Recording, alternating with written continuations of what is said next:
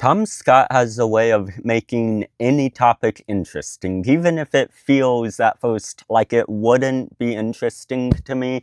I click on the video, I watch it, and it just draws me in. There are a few ways that he does this, and in this video we're going to break down the second video Tom has dropped in his new series and see a little bit more of how this works. Rutland is the smallest historic county in England, about 25 I live in kilometers across, Massachusetts. and a good chunk We of also that is have an artificial Rutland lake. in I'm travelling through Massachusetts. every county on my road trip and trying to film something interesting in each of them. And I knew Rutland was always going to be difficult. You can pretty much fit all of it in one camera shot, as long as you put the camera in the right place. So today, I'm going to learn how paragliders fly. I'm going to try and fit an entire county in one shot, and I'm going to make this noise. Okay, so let's scrub back for a minute.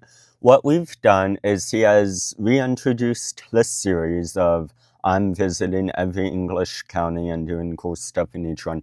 And then he's also set up some expectations for this video. So he's saying, I am going to put this entire county of Rutland, England, or UK or whatever, into one shot, and I'm also going to make this funny noise. Rutland is the smallest historic county in England, about 25 kilometres across, and a good chunk So of we that have is an some artificial background lake. about I'm travelling through Rutland every being county on my tiny, road trip and trying and to then we film have something some background interesting in about each the of them. video, about And the I knew Rutland was series, always going to be and difficult. now You can we're pretty much going fit back all of it into in this one video camera in shot, in as long as you particular put the about camera Rutland. in the right place. And So now we're today, building I'm some gonna learn intrigue. how I'm going to paragliders film fly. the I'm gonna try and fit entire an entire county in one thing, shot, county and of I'm gonna Rutland make into one this noise. shot, but I'm going to be way up high. I'm going to be paragliding.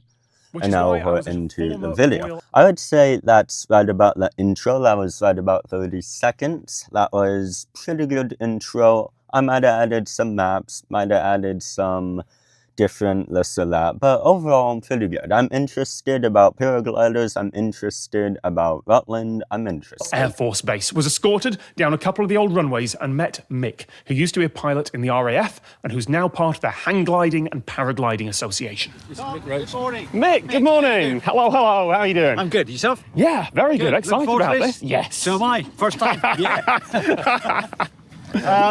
Yeah, the weather's looking good. What we're going to try and do is wait for this cloud to break so we can get some sunshine on the ground, and hopefully then we'll get a climb out. But first, the safety briefing, which mostly went over my head. Mick would be taking me up on a tandem flight. I wasn't going to be in control, but there was...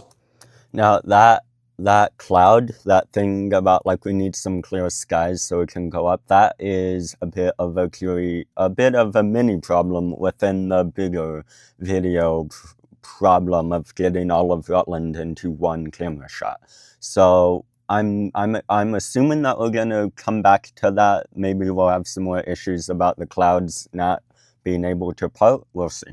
One particular bit that I didn't understand at the time. Who's planning to go XC today? Yeah. Come on, with confidence. Going XC is going cross-country, perhaps hundreds of kilometres with no engine and no fuel. And the folks there who wanted to do that weren't certain. They were tentatively raising their hands because the weather that day was just on the boundary of making that possible.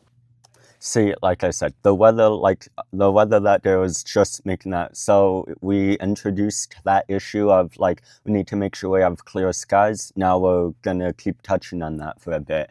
And what that does is you have this bigger problem of we need to get all of Rutland into one single frame of a video. And then we have these other things that build into that main goal. So the main goal being we got to get Rutland into one shot. Supporting problems will be the weather, will be how the hang glider, paraglider, I forget how that works. So we're just all building up to the climax of getting Rutland into a single shot. XC wasn't on the cards for me, though. I was just trying to get all of Rutland in one shot. As he went to set up, Mick explained where the lift for the flight comes from. Sunshine is coming through, and we just need a little bit of solar energy to pop the whole thing off, and then we'll start to get some thermals, so we'll be able to basically stay the up. Earth heats up a bit and the wind starts moving, or... Correct. I don't know much about it. You get a spot, for example, at this time of the year, a really good spot is is maybe See, and we're feel it's just been building harvested, so all upon that the nice weather. kind of hard panned ground, and you've got all those bits of wheat or whatever that are lying there, or maybe Yeah. even straw bales, and that will heat up, and eventually it'll heat up to a certain mass that will be either shifted by the wind onto some kind of a trigger, like a building or a tree line, that will force it upwards, and then it kind of goes, oh, hang on, I'm now warmer than the surrounding air, and it's going to continue to go upwards, and that bubble then releases and becomes a thermal. Sun heats up the ground. Ground heats up the air. Air moves, air hits something, air goes up, lifts anything that's in it. And eventually that lifting air will condense and become a cumulus cloud, those cotton ball clouds that look like a cartoon in a blue sky. Paragliders can fly in other conditions sometimes, but that would be perfect weather for paragliding. On a good summer's day, when you've got that cumulus clouds, maybe about half the sky is covered in cumulus clouds and the rest are blue, Yeah. and you've got enough sun being continually on the ground so that they'll spark off another thermal. A paraglider pilot. So we've described the optimal conditions for paragliding. It's like just picturesque blue skies, cotton candy clouds here and there. And we can obviously see that's not what this day looks like. So this builds conflict. We have a situation and we have problems, and that creates conflict. Pilot's job is to read Which the is sky story. and the clouds, all the subtle signs of what everything is doing, and figure out where that altitude is going to come from. So a lot of it tends to be a little bit of luck. You just kind of go, See, good, it's let's go very and see. clearly a and pretty hopefully if you've got enough overcast height, day. you go, that looks good, and you'll have one or two choices. That's my first choice, that's my second choice, and then I'm landing. But hopefully that won't be the case. It'll be one of them will kick off and you'll be at the right time. I've been lucky enough to do quite a few air sports in my time making videos, and one thing that's always been off-putting is the amount of physical equipment you have to lug and the mental workload required before you even get in the air. And yes, paragliding does involve some equipment and safety checks, of course, but it was far less than I've ever seen before. That can't be an entire paraglider in one backpack, can it? That is the entire paraglider. So you've got the harness set up, my harness and the passenger harness in front, and the paraglider, where is that gone to? It's over there, isn't it? Oh, Oh yes, he's taken it out. A paraglider is just a big old nylon wing, about 42 square meters for a tandem. Solar ones are quite a bit smaller. I love giving people the experience of flying because it is phenomenal. I love it. sorry, I'm going to just move away from you for a moment there. We got some parachutes up, Paragliders. paragliders up. Yep. There is an important difference, I'm guessing. There is an important difference, yes. A parachute is designed to fit in a small backpack, so you can descend safely from high altitudes. A paraglider is designed to generate as much lift as possible. So the goal of this video, we have a few, right? The main one being we're going to get all of the county of Rutland into one video frame. But he's also teaching us about paragliding, right? Paraglides, the thing. So we're kind of going back and forth, almost like how Mark Rober might go back and forth between like the content of the video and also teaching us something new and interesting. Aspect ratio, the difference between its width and length, is much greater. That's about a 6.5 to 1, that one that's going up at the moment. But there's no real structure There on is that. no structure to it. It's a sling with a chute over it. Correct. The structure is the air being rammed into the leading edge, and those are the leading edge cells that you can see there. So the air just rams in there and fills up the wing and gives us some structure. That's cool. If we fly through some poor air and it may actually hit the leading edge in a downward force, it can actually collapse this and it ends up killing the actual opening. And basically no air goes in. Yeah, and the I'm thing collapses. guessing that's bad. The tandem is designed to reinflate. If you just went hands up and did no input, it should reinflate itself within 3 seconds. Wow. Okay. But if it doesn't, then I've got to take some action to go, Yes. This is the problem, this is what I think the corrective action is, and then correct it to get us back to normal flight. Mick checked the hundreds of meters of cords, made sure they were all untangled, did his pre-flight checks and inspections, which, again, were easier than on any aircraft I've ever seen.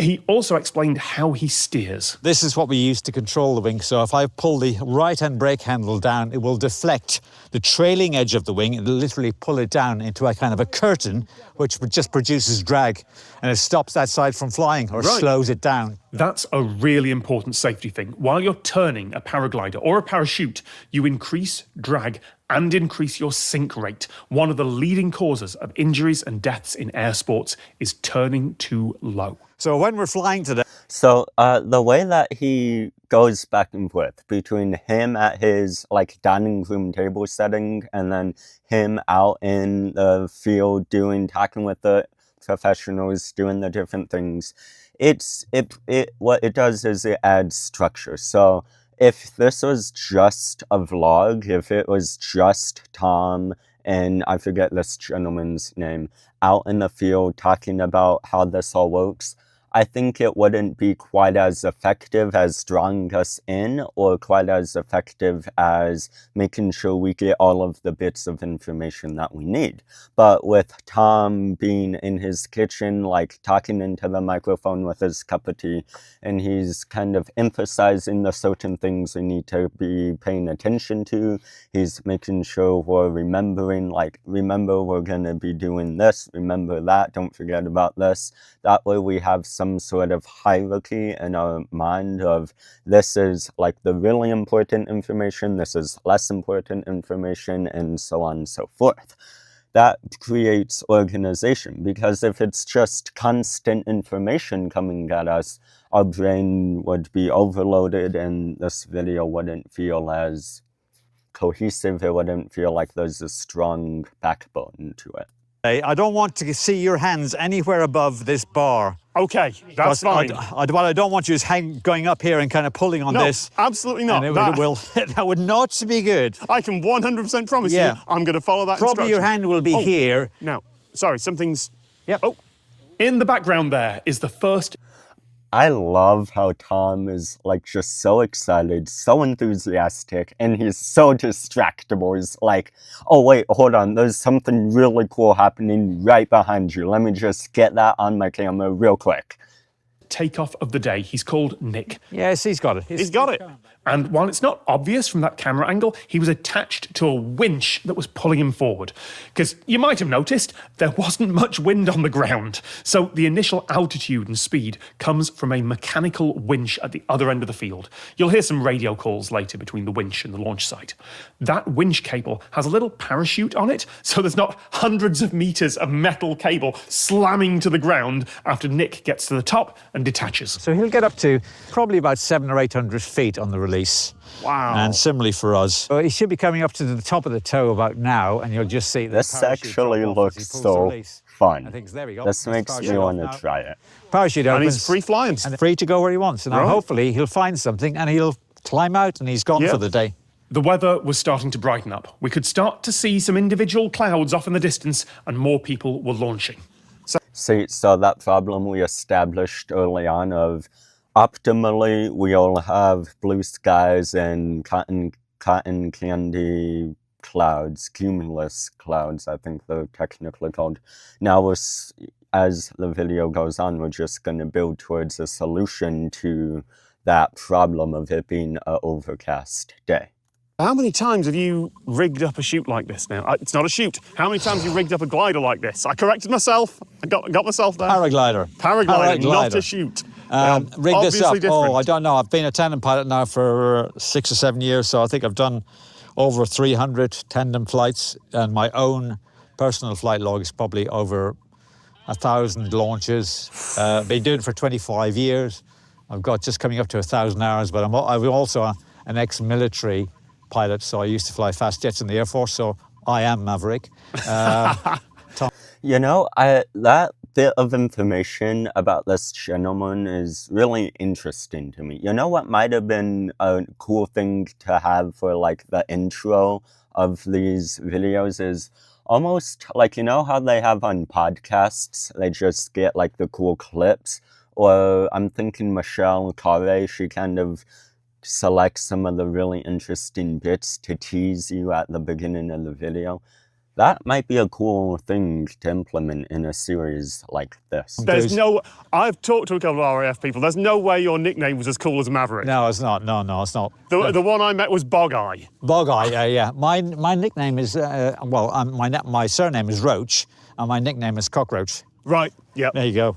There's Nick, just getting in. Nick came back into land because the thermals weren't quite good enough yet. So just not much up there today yet? Not yet, because we still have that cloud cover. We just See, need we're to get just some we're constantly clear coming bits back of to blue that so the weather sun can do its problem. maximum. And what that adds cohesiveness to the video too, because if it was just random bits and blobs, it wouldn't feel cohesive. But because we have this weather, we'll be like, weather, we're establishing this. Okay, we're gonna come back to that here, talk about it a bit here, talk about it a bit here. It just adds a bit of cohesiveness to the Have video. a day like today. We've got to have a day where the wind is either nil to kind of light. If it starts to get moderate and too strong, we're talking about maybe 12 to 15 knots of wind, then you can't fly because it's too strong. The wing cannot penetrate. If you were to get airborne, you'd end up pointing at the wind and actually going backwards because it's just pushing you backwards. So generally, it tends to be a nice summer's day with a light wind. More paragliders started to take off, more clouds started to form in the sky, and the day kept getting brighter. I had a chat to Josh, who was one of the folks trying to go cross-country. The beep, beep, beeping sound you can hear, that's the variometer, the vario, and I'll explain that when we're up in the air. Potential for maybe 100 km a day, don't know. As ever, get up there and find out. But do you know which direction, or is it? So northeasterly. The wind's coming from southwesterly, so hopefully blowing us downwind in that direction. Go with the thermals and see how far we go. 100 kilometres from here. That's what, Skegness, somewhere like that? Or Mablethorpe. Next one along. Mablethorpe. How do you get back? That's part of the adventure for me. It's sort of 50% adventure going out there, see what happens, and then when you land and you meet all different people. I've landed in the middle of nowhere before and walked 200 yards and then got a lift 88k back with a really nice farmer. And other times I've had to, hike 15k and get a bus for 5 hours. All right, so, it's luck of the draw, and that's all part of the fun. Did he make it to Mablethorpe? I don't know. I never found out. He certainly wasn't back on the ground before I left. As we got lunch, blue sky started to come through, so pretty soon it was time to go. I switched my 360. Okay, so far I feel like most of this video has been Act 1, which is setting up a conflict, setting up a problem that we're going to solve. That problem being we're going to get all of the county of Rutland into one video frame. Now, between Act 1 and Act 2 is this distinct moment where our hero character, in this case Tom, consciously, deliberately makes a choice to go on the journey or to do the thing to go and solve the problem. And that's what this moment is right now. We're going from learning about the problem and setting it up to making that choice of we're gonna go do this. And now the next 10 to 15 minutes are gonna be him solving the problem of getting all of Rutland into one shot. During that break, I got fully suited up for the flight, ready to take off. Safety equipment, several layers of clothes, because it's going to be cold up there. Gloves, in case I have to grab some wires. Helmet, and in case there are issues with the line snapping, these very fashionable shades. Looking cool. Backpack is your... I'm surprised Tom doesn't harness, have your a seat, face mask your emergency pack, everything. for the Everything is wind. all contained in there, so we're all good to go. All right. And if I was going cross-country, I'd have some food in there, some drink, Yep. etc. But we're not going to be up that long, so there's no need for any in-flight refreshments. We had the right weather, so into the harness. Like with any tandem air sport, the passenger is on the front. Mick checked and double-checked everything, and then we walked to the winch. If you're ready. Oh, they're going together Where the with parachute is, one that's where we're gonna position shoot. ourselves. I was going to what's it have called? two responsibilities during the flight. First, shifting my arms and camera after takeoff and before landing. And second, pulling the cable to detach us from the winch. That was a good moment. What that does is that gives us some more things to look forward to, because with stories, especially in video format on YouTube, the whole goal is to make the viewer stay for the whole video. So what Tom just did there was like, okay, we were kind of talking about like that weather problem, but now we're going to go up, so that weather problem not really relevant. So let me give you some more mini problems that we're going to solve in the course of the next 10, 15 minutes. And that's the two things he just mentioned right here. During the flight. First, shifting my arms. If you're ready, we'll just move to the middle. where the parachute is. That's where we Yeah. want to position ourselves. I was going to have two responsibilities during the flight. First, shifting my arms and camera after takeoff and before landing. And second, pulling the cable to detach us from the winch. So now we're wondering, heart's is he going. going to be I able to wasn't do nervous those at two all responsibilities? Until this moment where someone is clipping me in and clipping us in. So that's just connected to the winch here, right? So I will have to reach down at some point and I will grab the bottom of those two connection points. Yeah, we'd like to do a practice release, Yeah. please. Okay, so there we go. So we'll have a bit of tension on it. It'll be like that, to go down there somewhere. So Yep. the commands will be then, prepare to release. So like it, Prepare front, to release. Release Okay. now.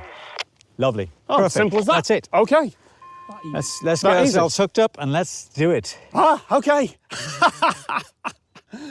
Yeah, this went from 0 to 100 very quickly.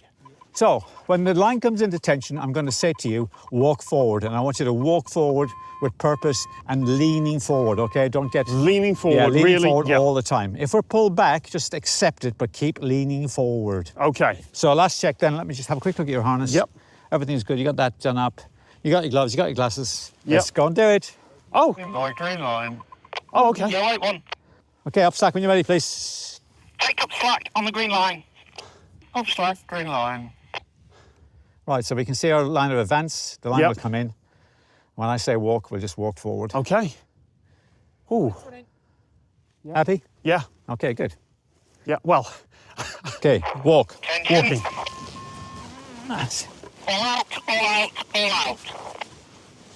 So there's something in Blake Snyder's beat sheet, and okay, well, how do I want to explain this? Pretty soon after you get into Act 2, and right after you made that choice to get into the problem and start solving it, pretty soon after you make that choice, you have a section of the story called Fun and Games. And Fun and Games is basically the reason you came to see the video. So one of the main reasons we are interested in this video is because we want to see Tom paragliding. So now we're gonna be able to see that. So this would be like the fun and games part of the video. But pretty soon after the fun and games, we have some complications, but we'll see how this story particularly unfolds. Nice, nice, nice, nice, nice. Just wait for Wow! it, just wait for it. And relax, please. So right arm behind. Right arm behind. Yeah. Get your camera, Get left the arm camera. behind. Get it through that. There. We're good. Okay, so I can see there's one guy here on the right-hand side who's in the thermal. So as soon as we come off, we're going to join him on the right-hand side. So that was one of the two responsibilities Tom mentioned he has, and he was able to do it. Now to see if he can do the second thing, which I believe was to detach the blue line. Okay. Okay. That's the plan. I hope my joy is coming through the screen here, but what might not be obvious is that I'm not really sitting on anything. Like there's technically a seat in the harness, but it feels like just another layer of clothing. I know I can't fall out of here. See how Tom's sitting at his kitchen doing some voiceover and narration? That adds emphasis. That adds more to the story. That adds some like, pay attention to this. Pay attention to this. It really helps. I can't Really fall, But I'm going to effective. just give you a little bit of a push to get you a little And bit his more joy is comfortable. Yeah. definitely coming through Business class the seat. camera. There we go. Like you can see, he is having the time of his life You up, can just see flying the in the paraglider sky. off to our right, although it's And just it a few looks pixels so on the camera. cool. We were getting to the top of the toe, so it was time for me to pull the release cord. Okay, Tom, prepare to release. Okay, Preparing to second release. responsibility.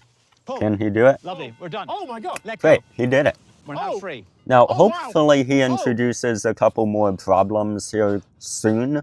Otherwise, we might Free get a bit bird. disinterested. Maybe the next There was problem will suddenly- be that big main problem of showing the county of Rutland in one video frame. So we'll see.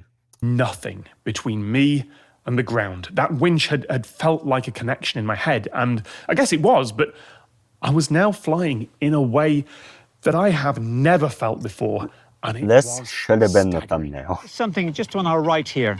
Here we go, it's starting to chirp. How can you tell? Here we go, there it is. We're now in lifting air, but it's very, very small. Let me explain the beeping from the variometer. It's pretty simple. Before he explains that, another thing that makes this work is Tom is new to this, just like you and I, assumedly, are new to this. So Tom is learning these things and experiencing it for the first time like we are. So there's no risk of him talking in the lingo and confusing us because he is learning about it like we are, and that allows us to learn together and to be able to get the information in a more effective manner.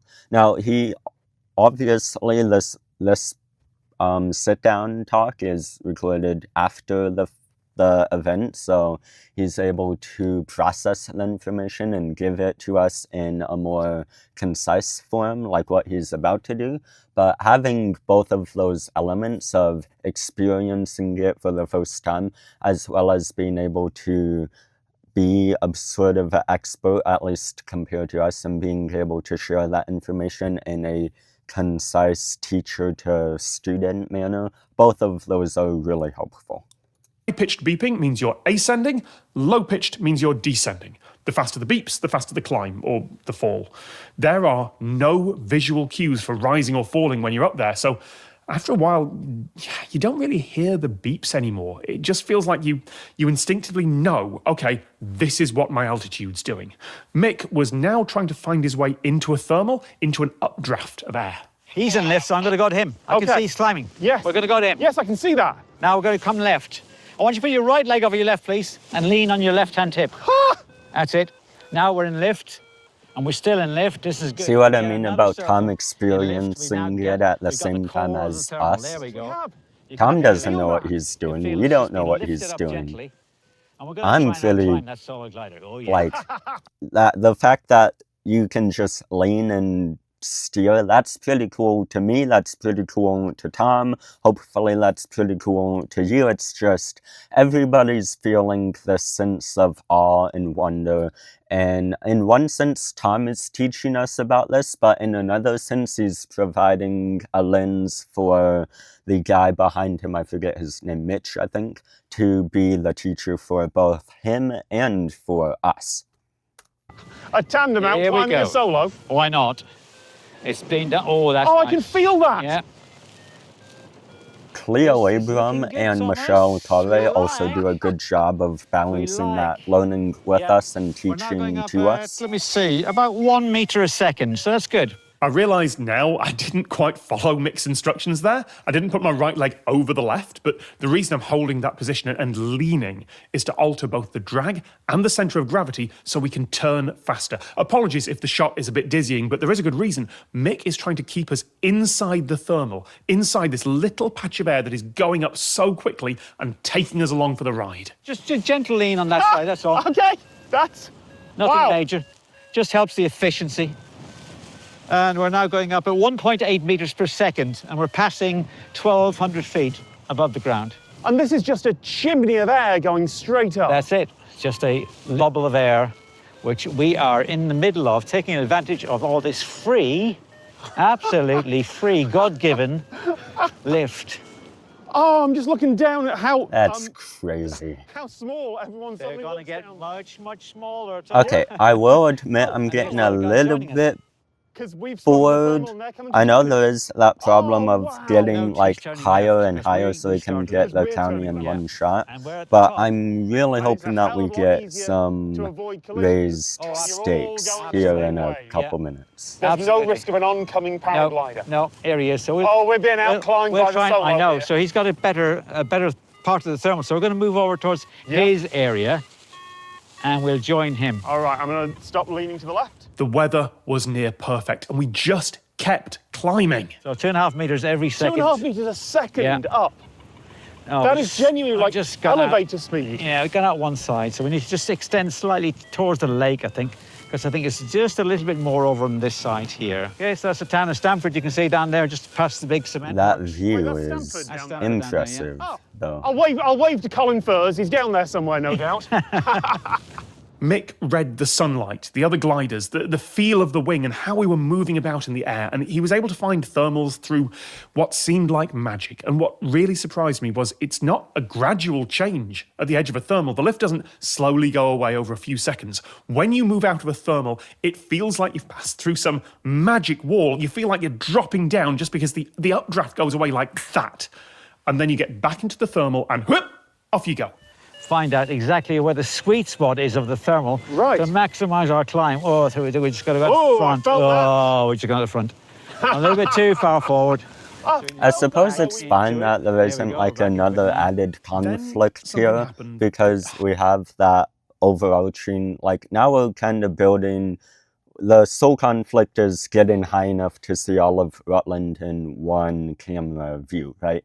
But it would have added a little bit of nice flavor and extra spice if we had some complication like in the last minute or two, but really optional, really nitpicky. The story still works. I hadn't realised that there was something different from every other time I've been up in the air. Every time I've been fortunate enough to do something like this. This is incredible! Wait, it's quiet. Yeah, nothing. It is beautiful. I mean, there's the Vario going, there's us talking to each other. Yeah. I'm making the whole thing a bit That's it. loud. But That's for a it, nothing solo else. pilot up here, he was able to shout and ask how I'm doing, and we heard him from, you know, good distance away. Yeah. It was quiet. There was just the rush of air and the beeping of the Vario, and that was it. If you're on your own up there, you're just flying like a bird. This is now going up at 3 meters a second. 3 meters a second. Free, gratis. No fuel used. No fuel. No. Just natural energy from the sun. We're so high up. We're now coming up to over 3,000 feet. 3,100 feet. Oh, hello. Wait. What was that? Oh, here might be the complication I was hoping the for. edge of the thermal, and the Right, and the wind just deserted us. one side did. Right. So we're going to go forward now because we're high enough. Personally, I would have cut a bit of this. Like, obviously, it looks phenomenal. And it's so insane that he's doing this and the way that this works, the science behind it. But I would probably have cut some of this footage and kept it more, what's the word I'm looking for? Focused a bit more on the story and not gotten too carried away with the visuals, if that makes sense. Oh, but literally, Yeah, we'll just yeah. fly out the front and you'll feel it going. Yeah. It might get a little bit choppy. Oh, yeah, it will. Oops. Whoa! I'm glad I'm not scared of stuff like that anymore. If this was 5 years ago, I'd be having a full-on panic. Yeah. 3,000 feet up and no engine. And there you have it. All of Rutland in one That shot. shot Although, is as Rutland's only really... about 25 kilometres across, if you do the maths, Okay. technically you could be on like the roof of a 5-story building and see all of it.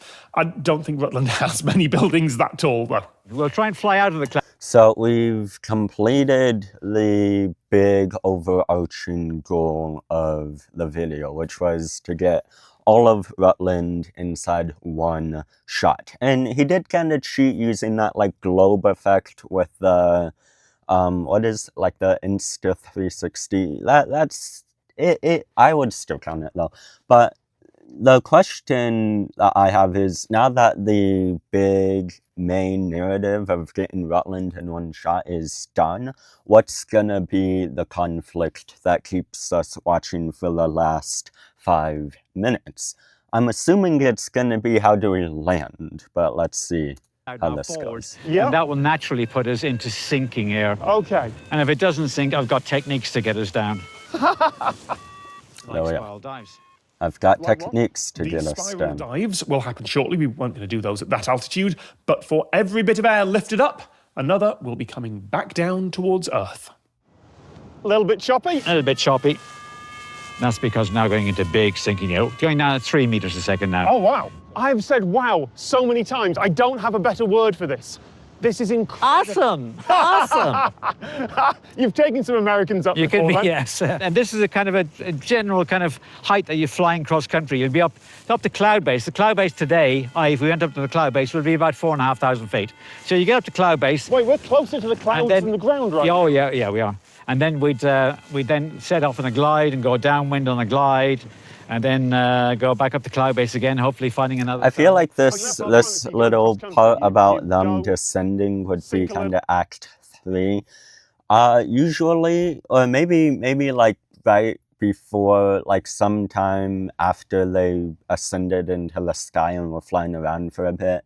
So Act 2 is when they're trying to solve the problem, in this case getting Rutland in one view. And then at the end of Act 2 of a story, normally it feels like the character has succeeded. It feels like they've accomplished the task, but then they realize there's one or two other things that need to be resolved, or there's like another problem that arises. So maybe the end of Act 2 was when Tom Scott was like, okay, here it is, all of Rutland in one view. That was the goal of the video. And then Act 3 began when right after that, and it is when they're trying to descend, when they're trying to land. Get some distance, Yeah. find a thermal. Yeah. You want to spend as little time climbing, so you ideally want to find a strong thermal. Which is going into Whoa! Whoops. That felt like up. That's just that little bit of turbulence, the shakiness, the little unexpected surprises, those add a lot to the video. Those, like, in my opinion, that makes it so much more interesting than if they were just floating around like a bird. Like for the first minute or two, that floating around is great, but after that I would have cut to like some turbulence or some kind of issue to keep the narrative pulling at us for the second like half of the video. Up in a thermal, up in a column of air, glide to the next one for hours at a time, for hundreds of kilometers if the conditions are perfect. Which means there was only one thing left to do. If you really need to descend very quickly, there is the spiral dive. Oh, wow. Now we're going. Oh, that's some G-force. Ah! Okay, so this is definitely a rise in conflict. It's definitely like, okay, now this is a bit interesting. We're gonna do this thing. It's gonna be pretty crazy. Let's see how this unfolds. This is gonna be how we get to the end of the story. This is good. I would have cut to this quite a bit earlier myself, but that's alright. Oh, good. I'm not the one with 10 million subscribers. So it turns out,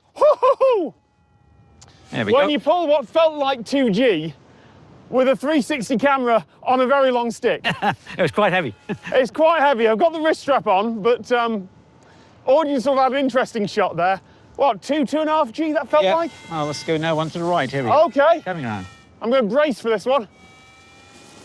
And cutting in. Go for it. There we go. Ah! Yeah! And coming out slowly. They're descending. I'm assuming the video will be done when they get back on the As we ground. You came might into have land, one or I two. thought, I want to do this. Much as I like flying, I've never learned to parachute or fly a plane or do any air sports because it always seems like so much expense and so much effort. With a plane, you have to learn all the controls and equipment. You have to pay for fuel every single time. You have to do so many pre-flight checks. You have to maintain your flying hours. It's so much. With a parachute, you get one jump, maybe a minute of free fall, and a few minutes of coasting down to the ground, and then you have to repack everything and take the plane back up. It's expensive, it's hassle. The equipment for paragliding fits in 2 bags. I'm not going to say it's cheap, but it is far more accessible than basically any other air sport. Hundreds of kilometers and the fuel is free. So I think I might have found myself a new hobby, because what a joy to be up there for as long as your skill and the weather allow you to be.